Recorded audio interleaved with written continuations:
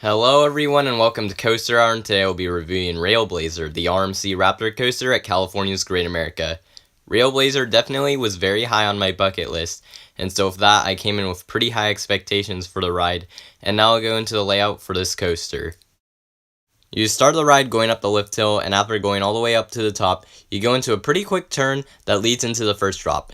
Now in the front, the first drop, it's just okay, nothing that crazy. But in the back row, you get absolutely whipped over the first drop. It's just absolutely incredible, and it delivers some terrific ejector airtime.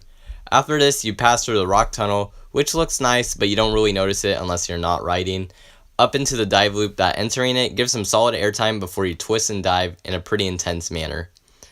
What is next is the off-axis airtime hill that gives what might be the strongest ejector airtime on the ride, or at least one of the strongest moments. Then you go into these turns that are quite intense, into another ejector-filled drop, into a cutback inversion that is decent but nothing too special, into the corkscrew that is pretty intense and in my opinion better than the cutback, into the last sharp turn which gives solid forces, into the last pop of airtime into the brakes.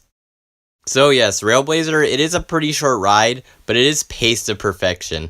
No other coaster even comes close to it in terms of pacing, and the ejector airtime it gives is absolutely bonkers, the strongest of any RMC ejector I've ridden.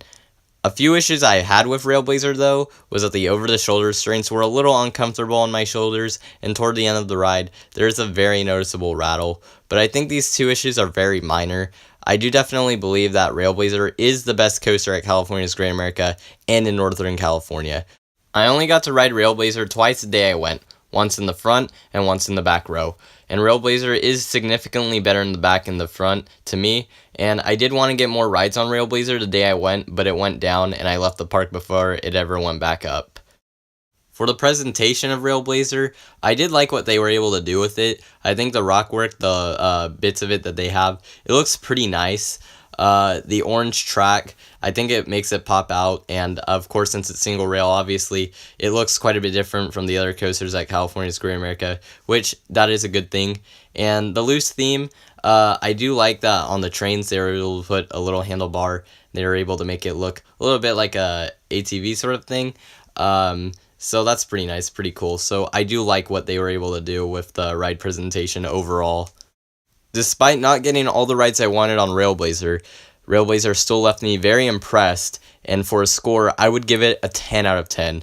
Though certainly not a perfect coaster, the pacing of Railblazer is in a class of its own, and to me, only Skyrush has stronger airtime moments than Railblazer out of the coasters I've ridden. So to me, a 10 out of 10 is perfectly justified.